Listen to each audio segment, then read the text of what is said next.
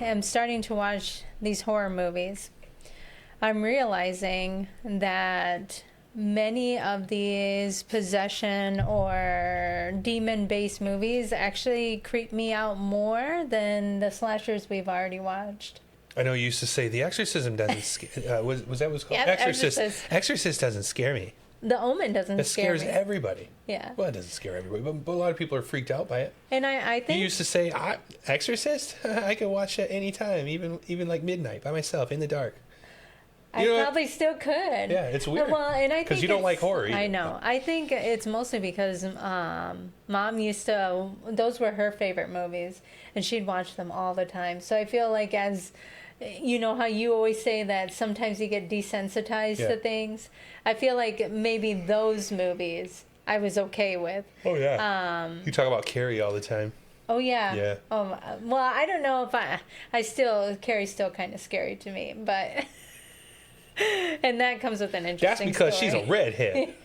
Isn't she a redhead? I think she is. Her and her mother. Yeah. And now you have redhead in-laws. I do. The haunt came to real life. The scariness could happen for sure. This movie that we just watched, The Dark and the Wicked, was definitely a demon / possession movie, and it really got under my skin. I felt like I was tense and like my heart was gonna jump out. How did your neck feel after you were done watching? My back was even tingling, but I felt like I couldn't sit up, and it was uncomfortable. It definitely was uncomfortable. What do you think about it? Same. It was a pretty uneasy feeling from start to finish. Very creepy. Very creepy, yes. Yeah, very creepy. Not a lot of relief anywhere either. Yeah. There weren't really a lot of moments of pressure relief. I feel like the whole movie, it was just it was intense. It was just silent, but not. Mm-hmm. Where it just really offered... Little cricks and creaks and cracks and... Yeah. Different voices. Like bolts falling onto a metal in the distance, or... clanking of the little wires the mom hung in the barn. Yeah, it was interesting. The bleating of a goat every now and again. I know. Oh my goodness. What was uncomfortable about the movie to you? I think just the fact that it did build tension from start to finish. We never knew what was really going on, even at the end. You know, it ended in. Very abruptly. It was very abrupt, and we had no idea still what happened. Did you notice that there was like no soundtrack, meaning like there was no music playing in the background? It was just silent. Yeah, that helped hold the tension, I think. Yeah. Music, like that was the mistake they made in the 2013 Texas Chainsaw Massacre. Too much music. They plastered music throughout, and it sucked. But this one, it was very intentional. They knew what they were doing, and I think it's one of the better ones that we've seen in a long time. Yeah, I felt like it was uncomfortable because of so many things. I feel like it was silent for long periods of time, but then it's kind of like the camera work made you know something was about to happen. And so you're sitting there and you're waiting for it to happen, and then all of a sudden it doesn't happen, and then when you're thinking, okay, well, I guess something's gonna happen, boom, it was creepy. Mm-hmm. And I think the gate that had like the horseshoes, it had glass, it made sound, but no goat was ever touching it. No, like it just randomly would go off. That made me feel uncomfortable. I think the big question is, was it actually a demon movie? So we're talking a demon presence, not necessarily like possession, correct, but just something that was causing them to go crazy, essentially. Yeah. I mean, really, and it showed how all of these characters, no matter what they did, it didn't matter. Yeah. Nothing did matter. Nothing helped. Nothing fixed their predicament. They couldn't do anything to better their odds, and there was no explanation as to what was really going down. I know. Did something, like, was the father the main person kind of holding the family together? where there was almost like resentment, or wasn't truly a fractured family trying to come together one last time to say goodbye. You know, that's part of the mystery in my mind, because it didn't seem like they had a relationship at all. It seemed like they were all kind of split apart. The children came back to help the mother with the dying father. But there, it seemed like all of the relationships were really cold. Yeah. Didn't it? They all seemed quite distant. And the mother even said, "You shouldn't have come," which I think was more of her nurturing, protective mother nature. Like, hey, this is pretty bad what's going down. You guys shouldn't have come. Or was she saying you shouldn't have come because what's the point? None of us, we're not really a family. Just stay away, whatever. From a psychological standpoint, when you become a caregiver for somebody who is slowly dying, it can take a toll on you. And maybe at some point, usually you want somebody to be able to help you. Whether it be that person comes by and sees how you're doing, or is there anything I can do to help? But in this movie, it just seems like the old woman only had herself. And she was watching her husband die slowly. Mm-hmm. So because of that isolation, just did not know what to do. And she obviously, because she was providing care around the clock, well, the nurse was there in the day, but she was the night carer. Yeah, which means she probably wasn't sleeping much. Yeah, she wasn't sleeping much. Which we all know what happens when you don't get a lot of sleep. From the psychological Nancy end of knows. But yes, definitely. Her survival depended upon her staying awake, actually. Right. So, but yeah, it causes hallucinations. It causes you to make rash decisions. The mother was walking on the edge. She knew she was about to lose her husband. Yes.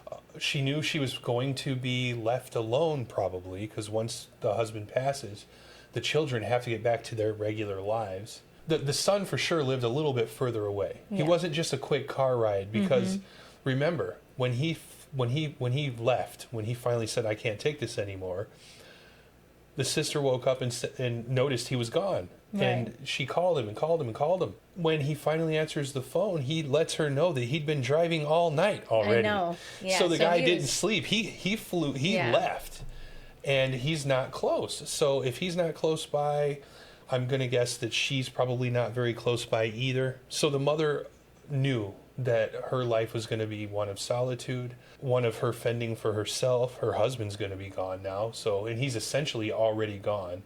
The kids are there to take over. They're kind of grabbing the reins from her, and they're going to guide him out. And for me, without the demon part of the story, it really is almost like she's already traumatized that she's losing her husband, and she doesn't want to continue.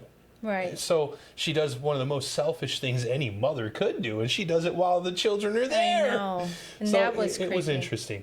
Yeah. And I'm still confused about the fingers being chopped. But again, whatever was plaguing these people, whether it was a demon or whether it was really like trauma, right, grief, whatever the case may be, it was causing all of them to hallucinate. They were already kind of in the throes of psychosis or something. I don't know. And that could explain why she took care of her digits on the cutting board. Well, it was and weird. I think when you are faced with watching a family member slowly dying of an illness, it's almost like you become numb. You become numb to everything, because if that person is truly the person that you live for, at that point you're just kind of thinking in your head, I'm good. I know we joke around about it, but you always are like, I want to die before you, so yes. then that way I don't have to watch you die. Yeah.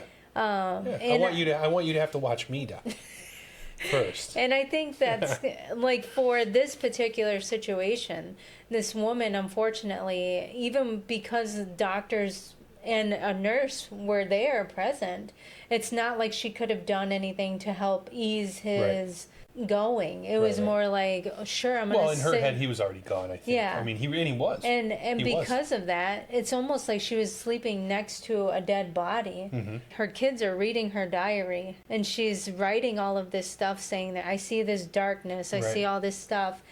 He's here, he's trying to take your dad. So And And is she just talking about death? yeah, You know. and that could have definitely Yeah. been it, because I mean, death is darkness. Death is isolation. It's loneliness. And when you're in a rural location where she has nobody around, she has no friends, she has nobody around, the house is getting quieter, and then she's got these kids that come, and it seems like they're not very close, and they're kind of almost belittling her a little bit. I just had like a little bit of an epiphany actually right now, thinking about the title of the movie, The Dark and the Wicked. And we talked about a little bit earlier how they used light and darkness kind of. There was kind of a pretty big contrast. There were really deep darks where we thought things were going to come out of, and then they were, like the girl, for example. I don't remember their names. Oh, Louise? God. Was it Louise? Yep, Louise and Michael. Louise and Michael, yeah. Louise, like that. There was one scene in particular where they focused on the dark, and she was in frame too, but it was like perfect 50-50. So dark over here. I kept thinking something was going to happen there, but it didn't. Yeah. She's in the light. So what do we have, right? The name of the movie is The Dark and the Wicked. Are these people carrying wickedness with them? Are they part of something dark? Have they all done things that are unforgivable? Mm-hmm. It's one angle, I suppose. Yeah, I still maintain that it's all really a psychological situation taking place, and it really isn't like evil entities at play. Mm-hmm.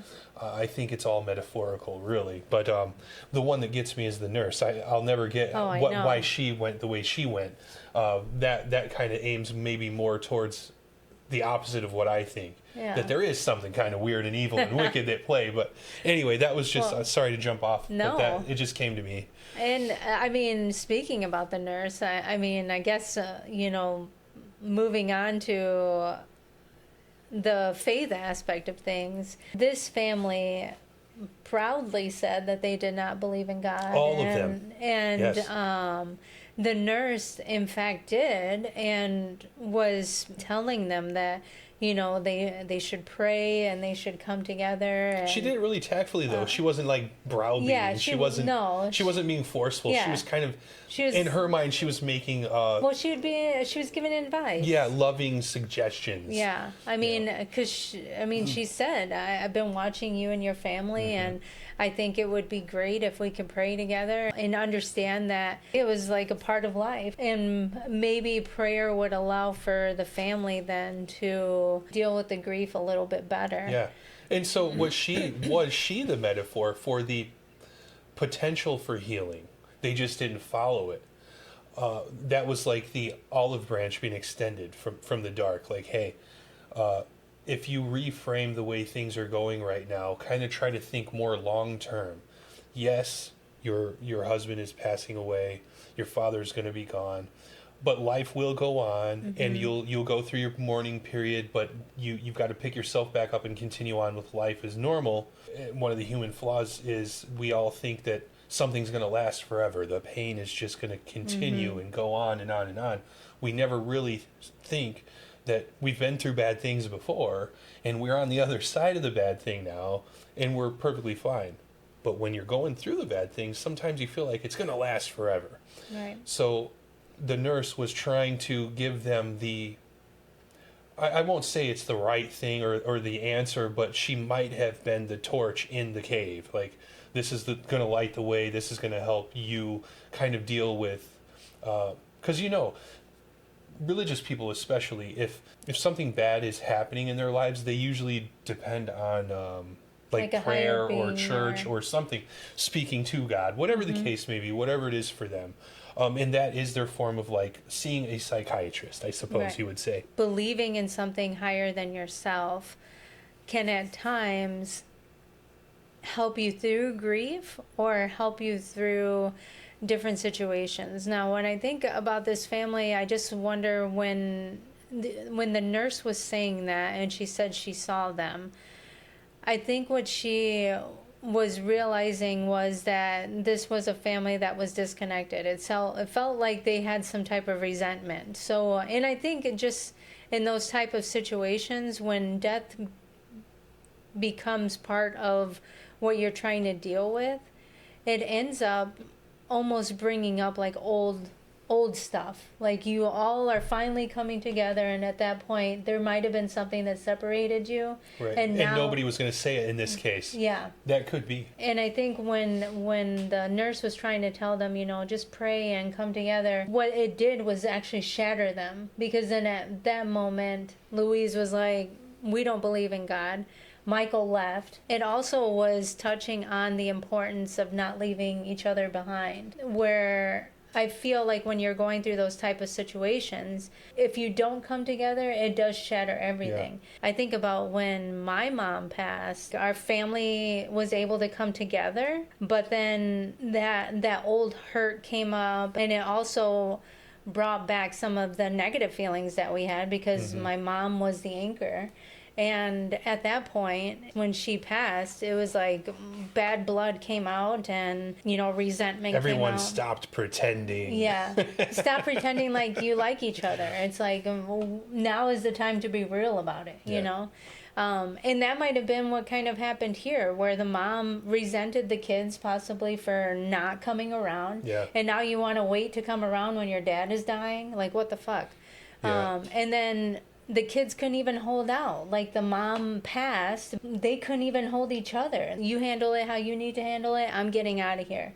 Well, I mean, if you think about it too, they were seeing things. I mean, they didn't even know if they could trust. Things. They didn't even know if they could trust their own minds at that point. And I just thought it was odd that Michael was the first to break and take off, but Louise didn't seem to have a family. Right. Right. She didn't seem to have a husband or children, or a boyfriend even, whatever. It seemed like she was really flying solo. Michael had a family and children, so he was trying to preserve himself, so that he would be there for them.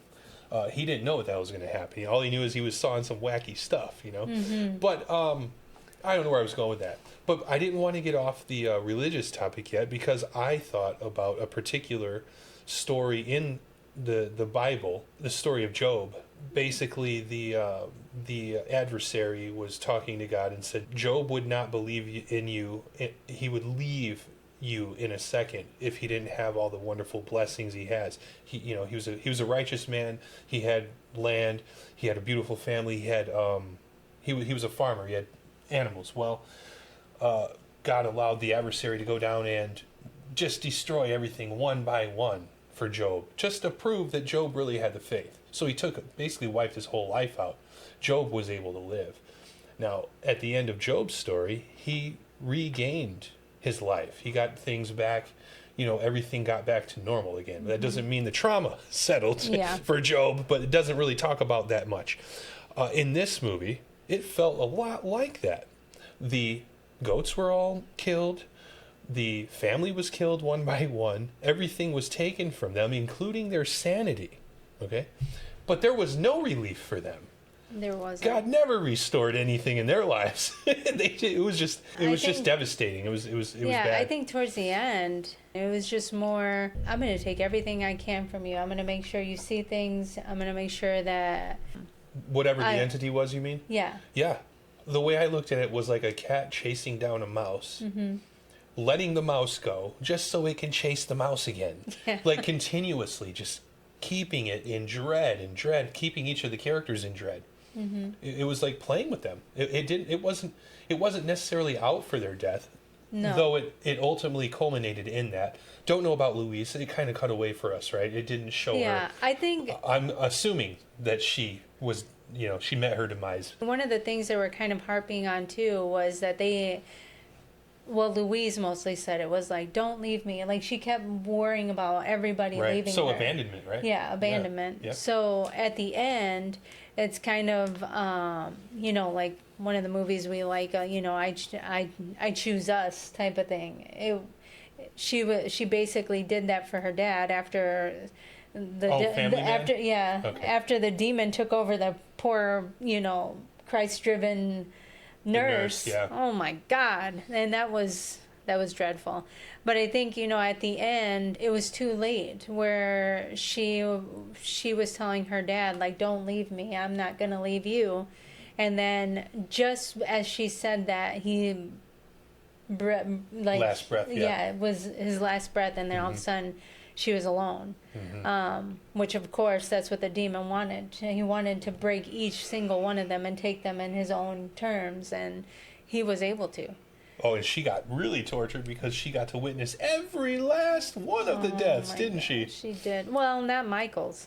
She didn't witness Michael's, but she probably knew. He left her, though. He abandoned her. Yeah. You know, she was abandoned over and over again. Yeah. So each one of them must have had their own personal trauma, that they were dealing with. For her, that seems to be her theme, is abandonment. Mm-hmm. Who knows? Maybe for Michael, it was like codependency or something.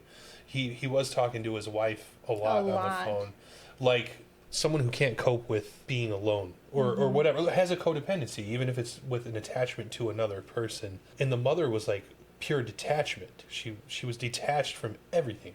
She didn't seem to care that she was being hunted, stalked, and it was almost like she knew the evil lurked around her. And whatever. Michael and Louise were probably our age.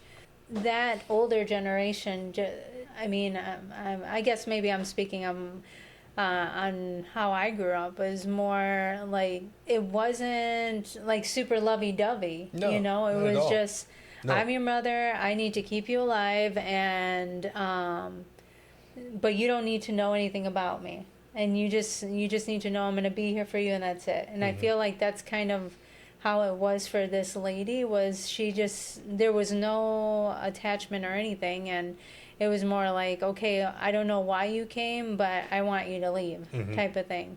And it may be because she knew what was happening, but I think, too, it just is like that generation was very private with their feelings, how things were done. And, I think from... Can't speak for the whole generation, well, but no, I think it was more personal, typical. Yeah. Mm-hmm. And I think about all the people that I have met throughout my lifetime that are born around that time that my mom was born. And most of them are like that, where it's just kind of like... carry their burdens, don't really share. Yeah. And it's like... Our generation is kind of like that, too. Maybe.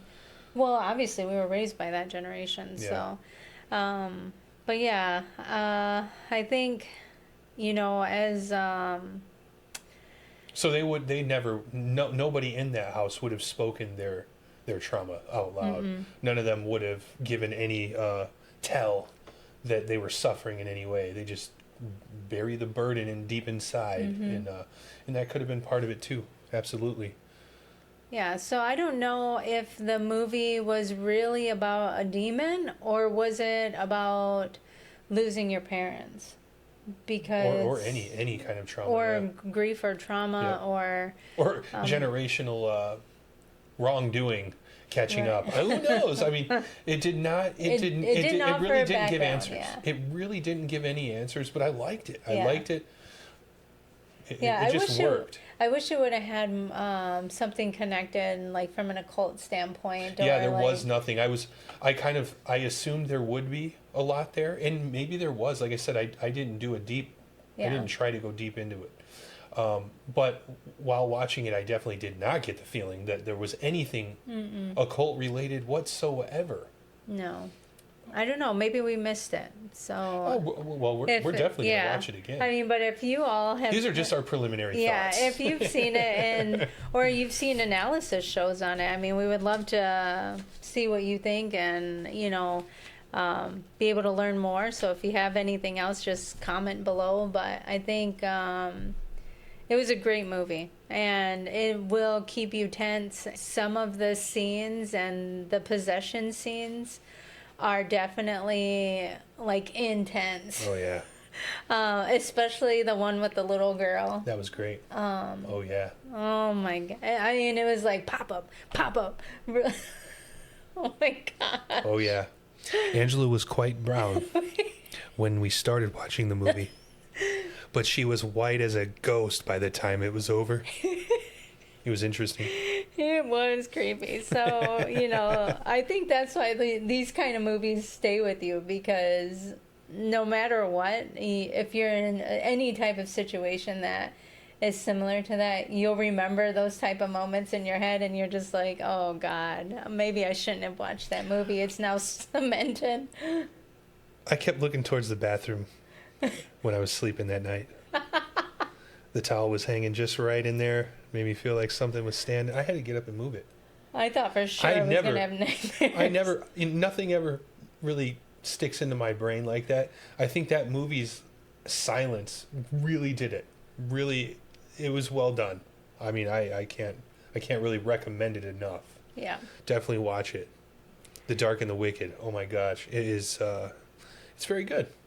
Yeah. So, a last question for you guys is, what would be scarier? Having a demon or having to deal with grief? I think I wouldn't want to deal with a demon because you don't know if they can ever go away. Yeah. They're stuck with you for life. And know. grief can stick with you, but time, what is it? Like, time will, heals all? Yes. They say. I mean, they say, but. Yeah, I don't think that's true. But time can dull the pain.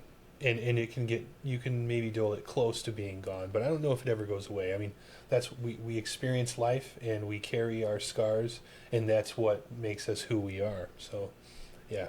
So true. Yeah.